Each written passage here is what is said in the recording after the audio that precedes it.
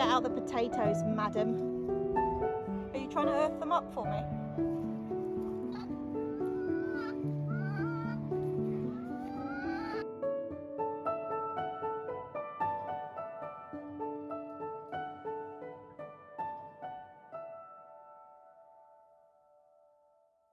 Good afternoon, good afternoon. We're up here quite late today because I've been undercoating the bathroom. Incredibly exciting. You remember that drama with the shower? It wasn't drama, but that I had to remake the shower. Well, we got that done and then everything just kind of ground to a halt. So I have been undercoating the top half. We're going to have it two-tone. I need to go and buy the proper paint this afternoon and then we might be able to make some progress with that. However, we are up here today with a drill. And I'm going to take apart the bed that's inside the polytunnel, and we are going to have a look under there and see what terrible state that rat tunnel city is under there. That is the main job of the day. It's still pants weather. How is it so cold? I don't know. It was 3 last night. It's like the 25th of April today. That's not on. It's not on. Look at this woolly hat, blooming great jumper. Not for the 25th of April, I'm afraid. Not acceptable. Sort yourself out, weather. There's also no prospect at the moment of it getting any better. The wind is coming straight down from the north and it's freezing. Absolutely freezing. I had snow in Scotland this morning. Ridiculous. What I'm hoping though is that the last couple of years where we've had a really nice spring, the summer's been an absolute washout. So I'm hoping we're having a crap spring and we'll have a great summer. I know it doesn't work like that, but you know, I can be optimistic, can't I? Right, I'm going to go and see how bad the rat damage is underneath the polytunnel.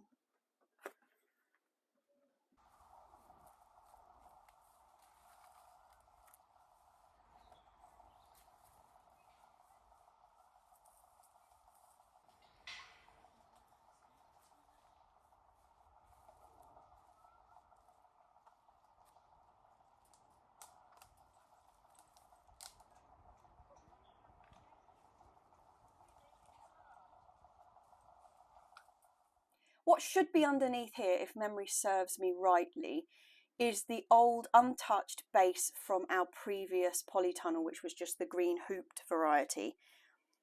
I think we had 2 layers of weed-proof matting, the felt one and the woven plastic one down.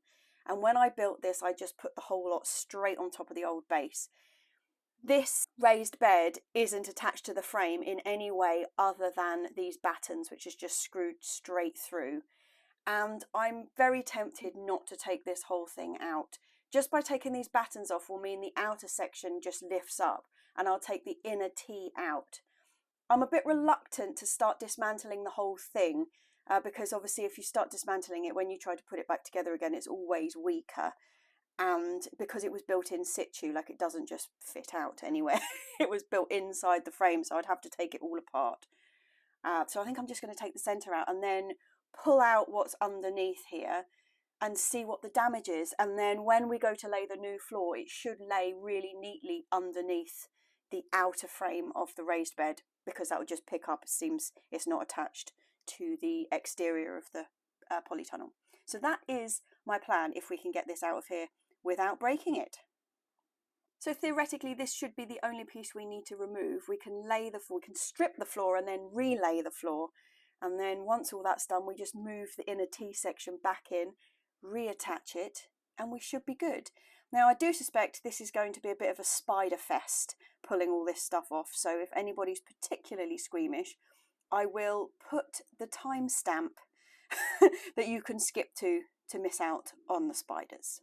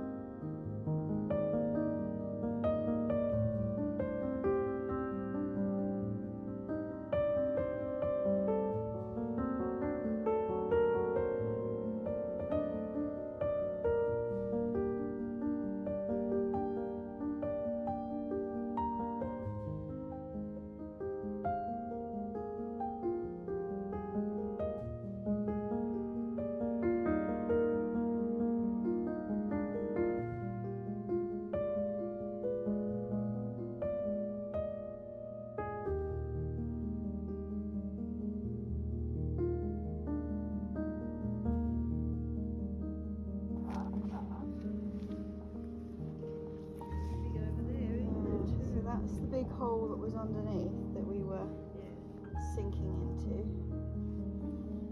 That's where that hole was coming up under there that we filled in.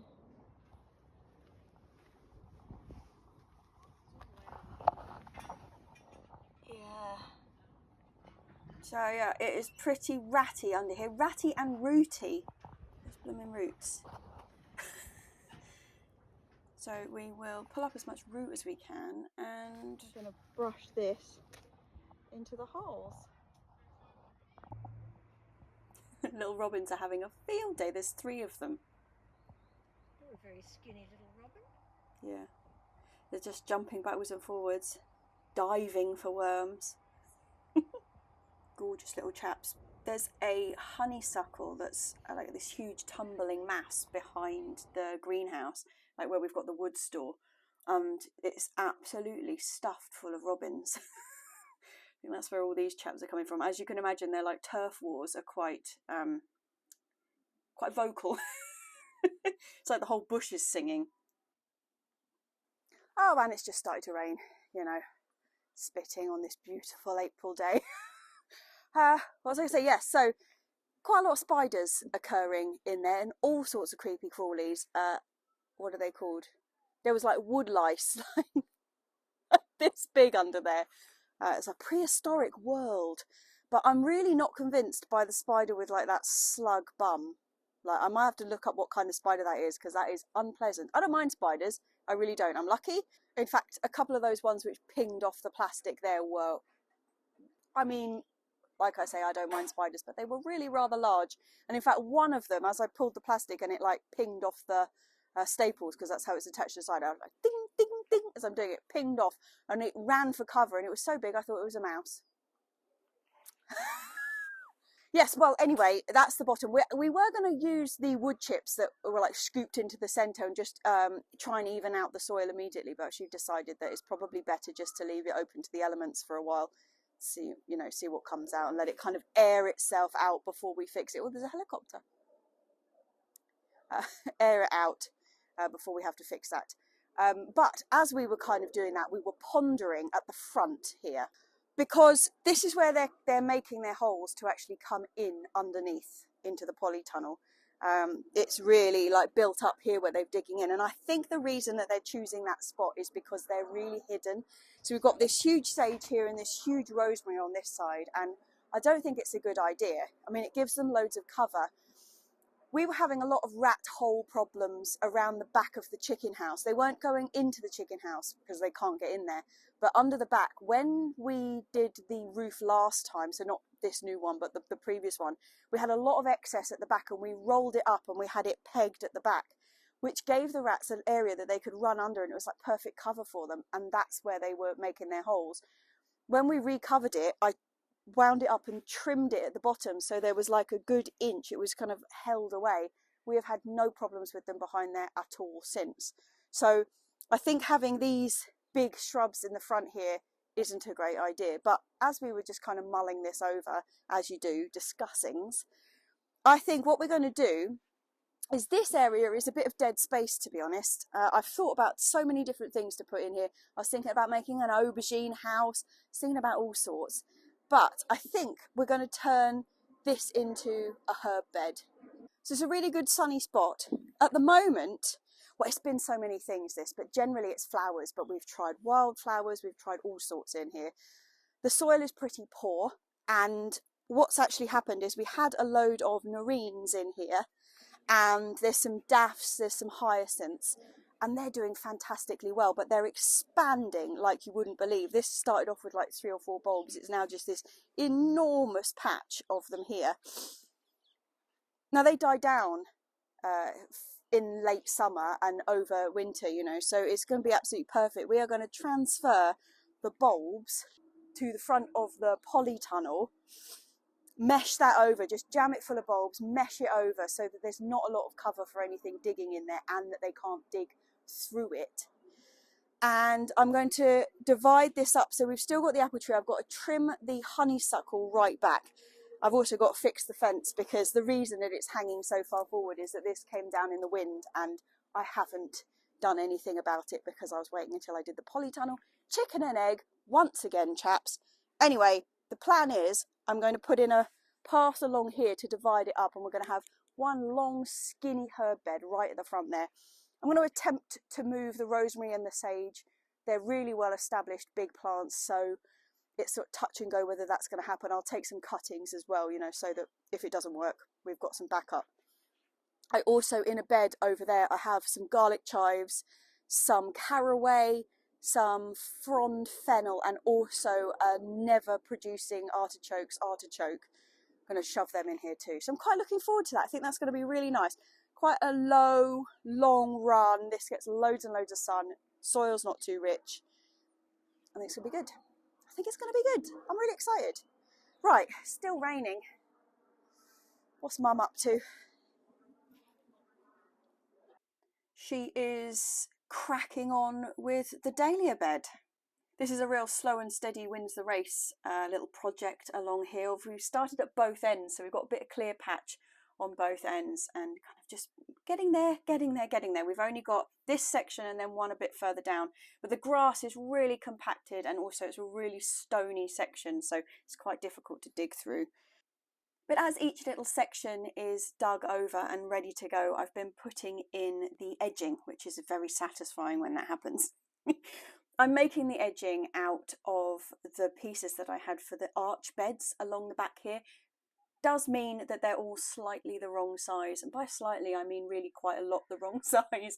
But I don't want to go out and buy new boards for this when I've got these, and so I'm making little edge pieces for them so that they fit perfectly between the two beds.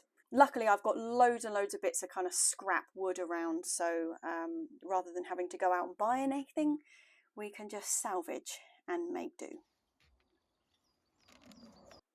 We've got proper rain now, chaps. I think, actually, I've got some compost to go and get from the car. Pants, I forgot about it. Got compost in the back of the car. I better go and get that, bring it back up here, and then I think it might be time to go home and sow some courgettes and some beans. Actually, I'm quite excited.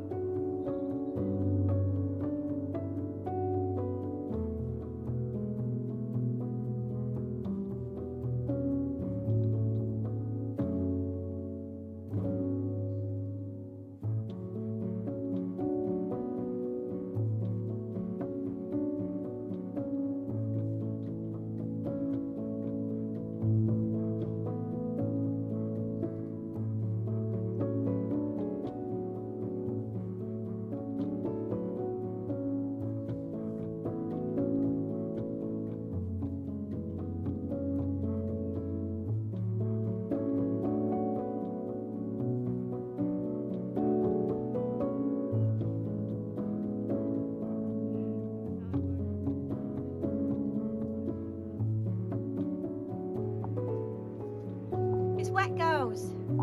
Soggy, why don't you go inside? Soggy, huh? It is.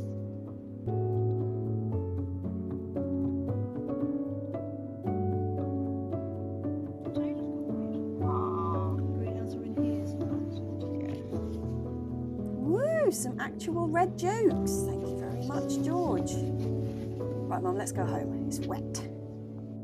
chaps, just had a rather fortuitous look at my calendar because I've got my courgettes ready and I've got my trays out. Decided I'm going to sow the beans at the allotment, actually. So this was just for courgettes. And I've just glanced at the calendar and realised that Halley has got a vet's appointment this afternoon. Completely forgot about it. She's going to have her second load of vaccines today. So, yeah, I better just get myself in gear and head to the vets, which means this isn't happening today, chaps. Maybe tomorrow? Maybe next week?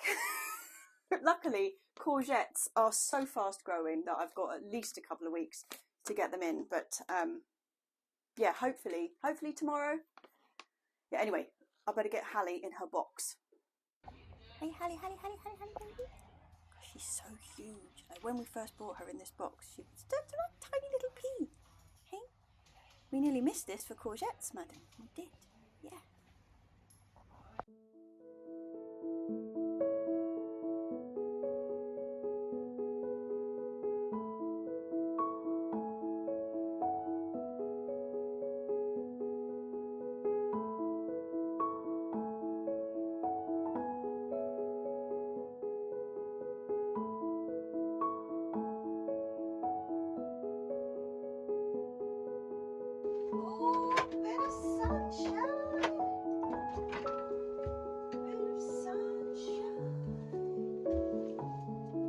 Sun's shining. I don't have my microphone on, sorry. But sun, look.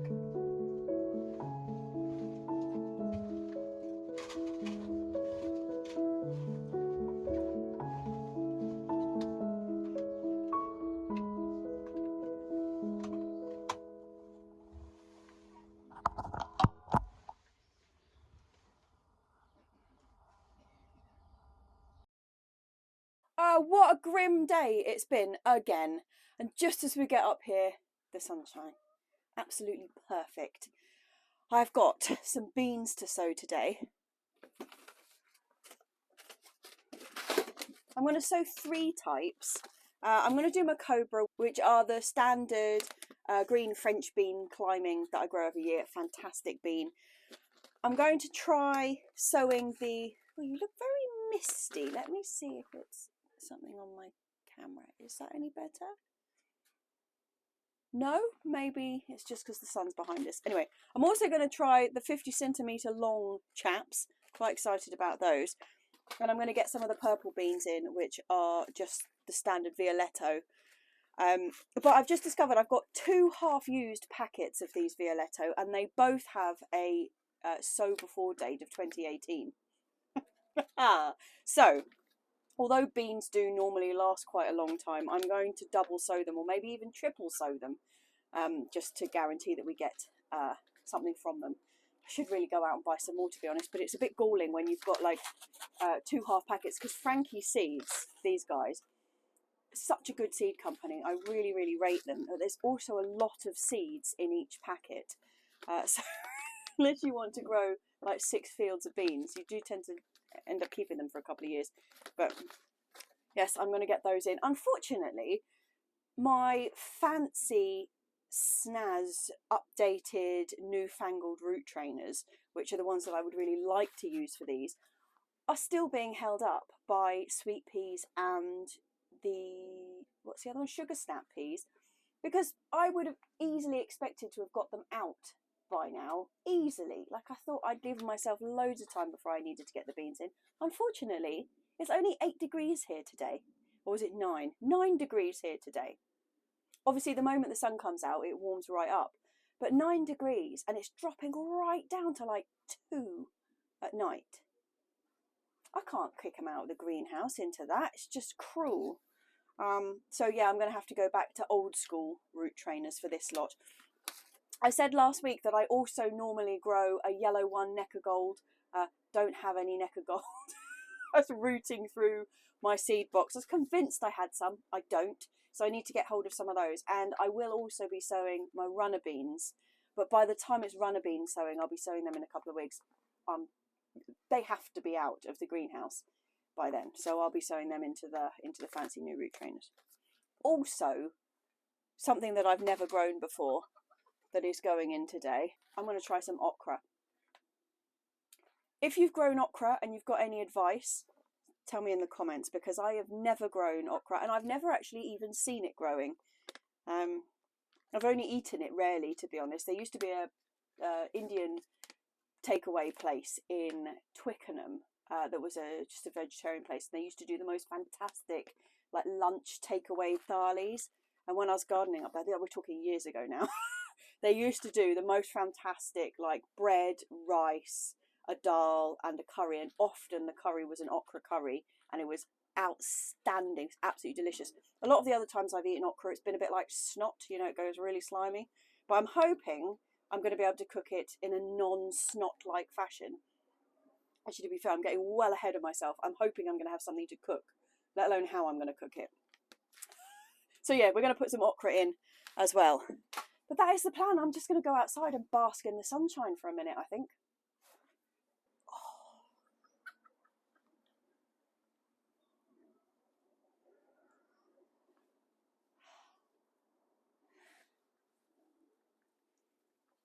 Oh, I tell you what, actually I need to move a bit closer, you won't be able to see this, but the field beans that I've grown this year have got the most beautiful purple flowers on them. Yeah, have a look at this gorgeousness. So broad bean flowers often do have a little bit of a pink tinge right down the base of the flower. They're normally quite a sort of ivory white colour. And you can get scarlet flowered broad beans, but this colour is so lovely. Absolutely beautiful. So that's my field beans. That's the ones that I'm growing mainly as a green manure. Well, not mainly, actually pretty much totally for a green manure. You don't normally let it flower as a green manure, but these ones kind of got away from me, and I'm quite glad they did because they're gorgeous. Okay, distractions. What do I actually need to go and do? I need to go and dig out the old root trainers. I do believe they're lurking in the netting shed.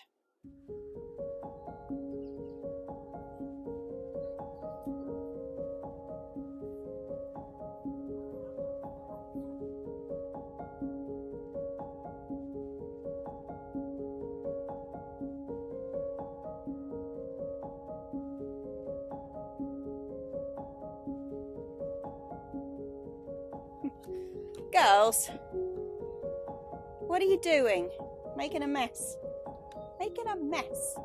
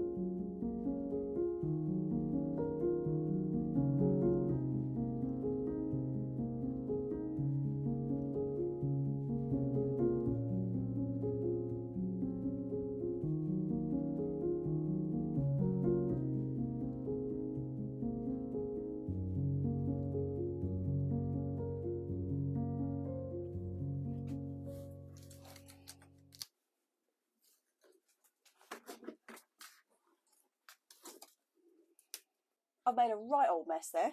Brilliant. I'm going to have to bring up one of those, what are they called? Come on, brain, you can do it. No, brain can't do it. One of those mini handheld vacuum cleaners, that's what I'm trying to think of, but it's got a name and I can't think what it is. So please excuse that. Right, let me go and get some bean seeds and some labels because rather foolishly I didn't bring them in with me. I am returned. Right, what have we got? We've got the Violetto purple, we have got the Cobra green and the longness ones. Cobras, I don't know how many I've actually got in there. It's probably not that many. I'm going to sow all of these. But yeah, it's not a great deal. 1, 2, 3, 4, 5, 6, 7, 8, 9, 10, 11, 12. That'll do.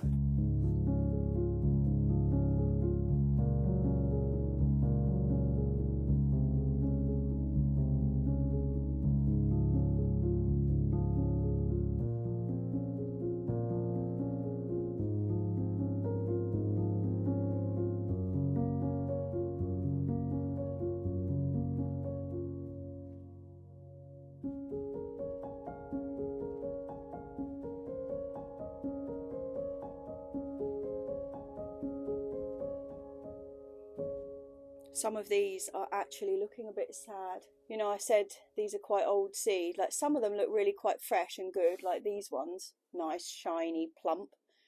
Some of them not so great. Look, that one's even got a bit of mould on it. So I'll just be a bit selective about which ones I sow here.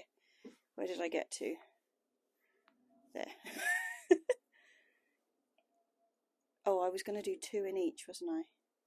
Forgotten already what I'm supposed to be doing.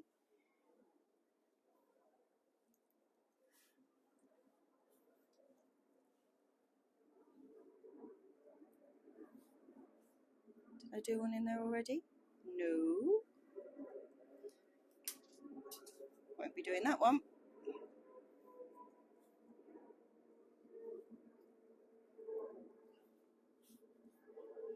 So if all of these germinate, like if I get 2 in each hole, I won't separate them. I will just plant them as a pair.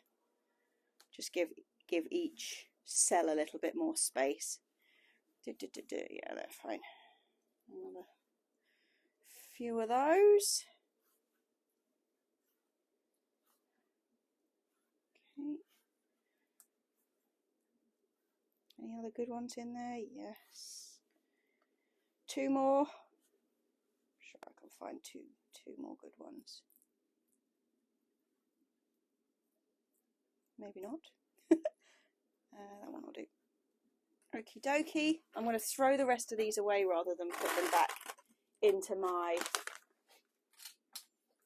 seed box. They're not looking good, and I know what I'm like. I'll just put them back in there, and then next year I'll be like, oh, it's time to sow the purple beans again, and then I look at them and I'm like, oh yeah. Oh yeah. What have I done with my pencil? What are these ones? Violetto. Ding! Lovely. And I am going to do 8 of these absolute monsters. Oh, you can't see me. Is that better? Yeah, 8 of these absolute monsters.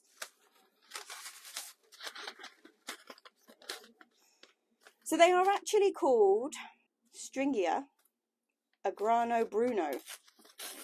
Wow, Bruno. Oh, they're quite dinky little beans. Look, they're way smaller than the others. How interesting. I guess they're going to be very long but very skinny. Oh, and they're beautiful. They've got like little tiger stripes on them. 1, 2, 3, 4, 5, 6, 7, 8. Absolutely lovely. I'm going to call them Bruno in my labelling. Pencil again. Where's my pencil? There it is. Bruno. Bruno. Wonderful. First beans are in. Doobie doobie doo. Drawbacks of using root trainers: they use a lot of compost. They really do. Like, that's a whole half a bucket that I've put into there. It's a lot of compost. But I do think for things like beans, peas, etc., it is worth it. It is worth it. Although, I mean, where is my really fancies? Here we go. Look at these. Look at these absolute joys of a root trainer. Let me show you. little bit of a difference. These are really solid and really strong, and they come with their own like proper tray, whereas the black ones that I'm using, flimsy but still workable. And to be fair, I know a lot of people have a lot of trouble with those really flimsy black root trainers, and that they buy them. They're not cheap. I mean, they're actually more expensive than these guys, but they're not cheap. But then, I mean, they last.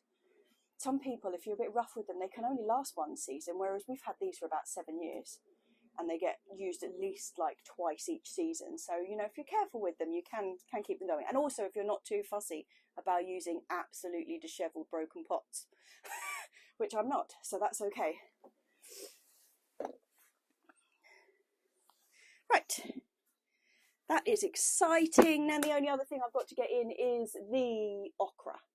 I've never seen okra seeds before. Let's have a look what they look like. They feel quite big inside the packet.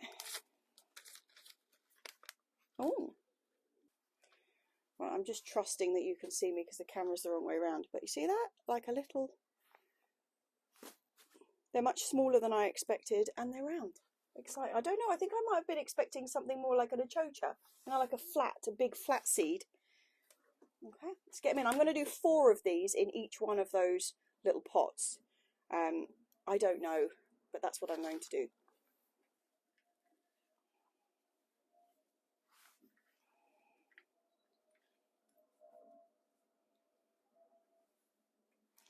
Now, this might be a slightly controversial thing to say, what with me being very pro silver grow.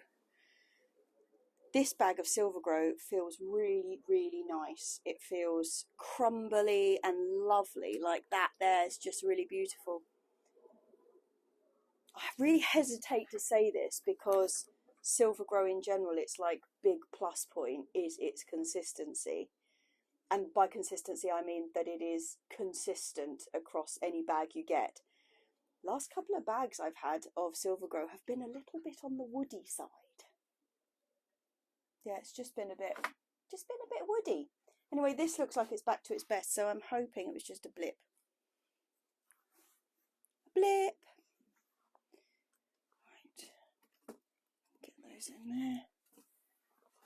Can I fit 4 though? No, I cannot. Any more for any more? Oh, I can fit 4 down there though. Considering that I've only labelled one of these, I want to keep them together. Stick them in there. Wonderful. Okay, now to tidy up this mess. And go do a bit more work on the dahlia bed. That's what we cleared the other day, or what Mum cleared the other day, and I moved the grass, is now ready to go. We've got the 3 in the shed. So before we leave today, I am going to get them in. Dust buster! That's what the miniature vacuum cleaner's called, a dust buster. Thank you, I needed that.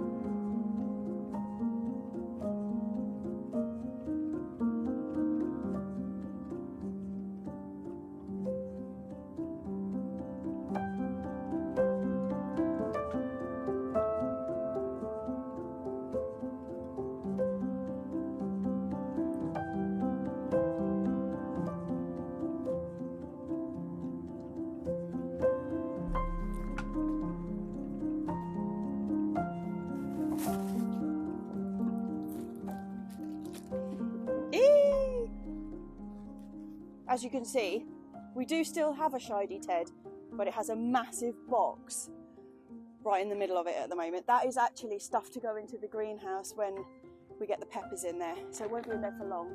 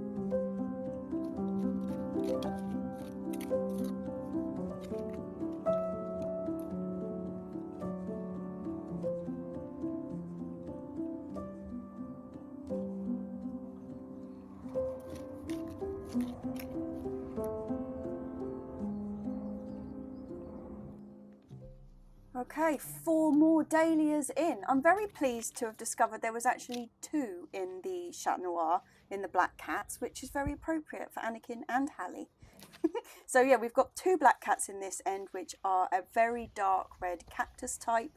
We've got Bishop of Dover, which is one of the Bishop's ones, so it's got really beautiful dark leaves. It's quite an open single flower, pale pink and white. And then what's the other one? Solze von Berlin, which is a pink pom-pom.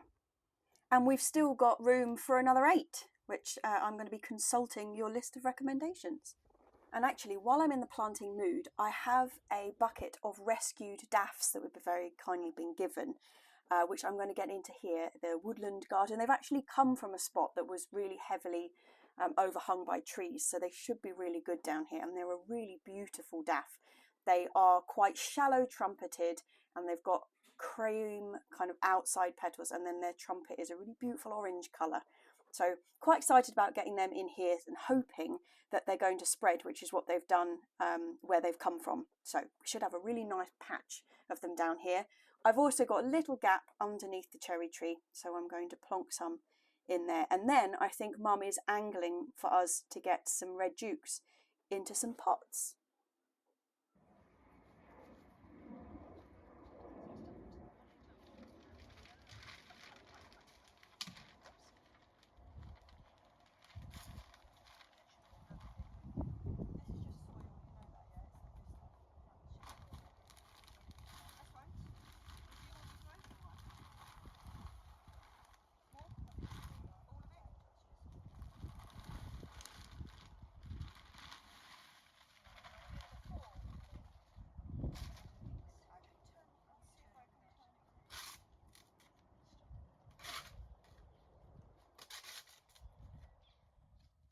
So you may recall we had a bit of trouble getting hold of red duke potatoes this year, which seems very strange because they're a real bog standard potato. We just couldn't find any. Anyway, Mum was on her travels yesterday, walking around the allotments having a chat to people, and very kindly George, who's on the top run above us, overordered his red duke potatoes. So he has donated to us 6 beautiful little gems, and we're going to grow them in pots. We were planning to only grow our main crop potatoes in pots this year because we filled up 2 beds with the first earlies and the second earlies. However, I think we can definitely put over 2 pots to the joy of red duke potatoes. They are probably my favourite potato, partly because they taste fantastic. They're really beautiful and fluffy and just wonderful, but also it's the digging up of them because they're such a bright pink. They're almost fuchsia and they're gorgeous. So thank you very much, George. We're just planting them in a mixture of old compost from last year, which came out of the other potato pots and the chili pots. We're mixing in probably about 1/3 or maybe half of our own compost and a bit of bloodfish and bone, and just planting them straight into that. So yes, we are not without red dukes this year, chaps, after all that. Fantastic.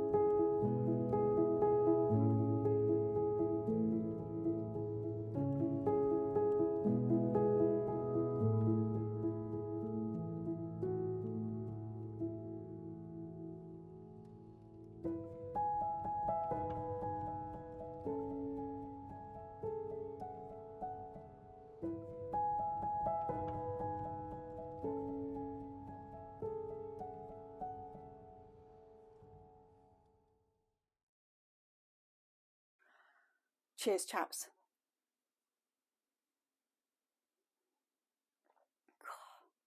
For such a cold week, we seem to have got quite a lot done. And actually, talking about the weather, it looks like, I mean, I'm going to say this very quietly, but it looks like the weather's improving.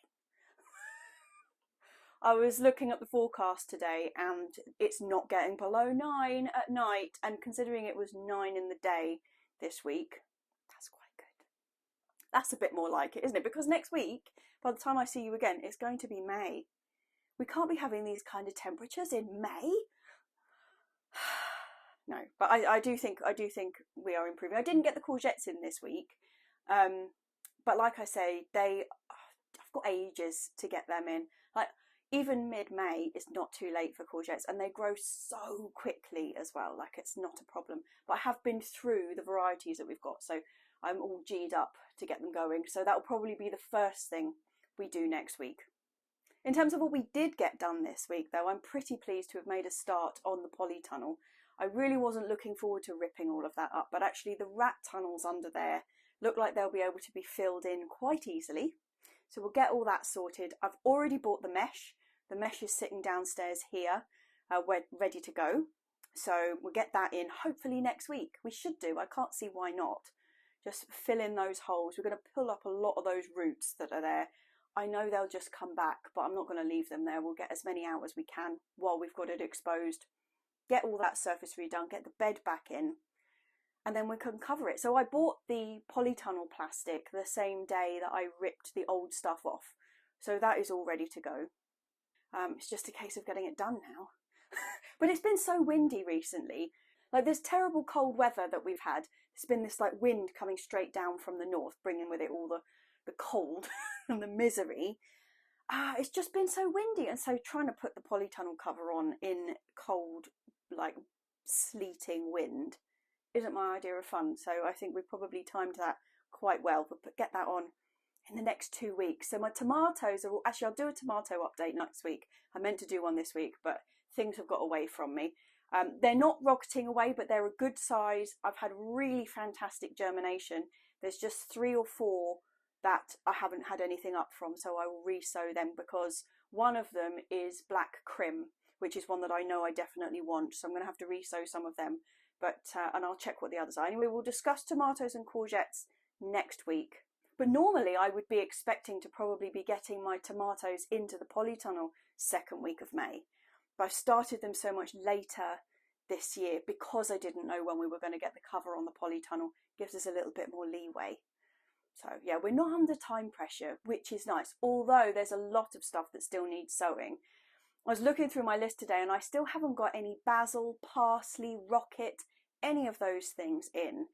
And I'm running out of space in the greenhouse. Like I was saying, I need the root trainers. Well, the root trainers are busy because I haven't been able to get anything out. But with the weather improving, I'll start hardening off those peas, get the root trainers in. It's all going. It's all go.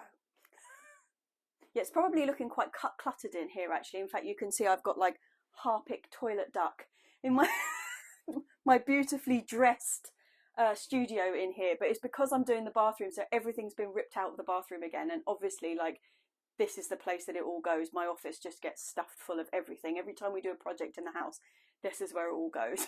So I'm currently surrounded by sort of, you know, spongy things and toilet duck.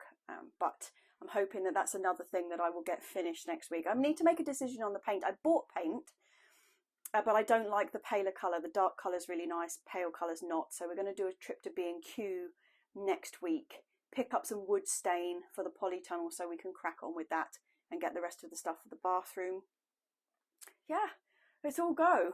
It's all go. And I'm feeling really together in the sowings. Now we've got some beans in. Things are moving on really nicely at the allotment as well. I can't wait to see that Dahlia bed up.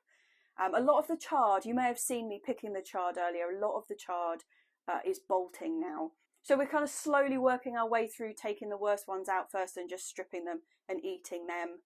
There's been a lot of chard lasagna happening recently. A lot of comments last week on the mention of rhubarb cake.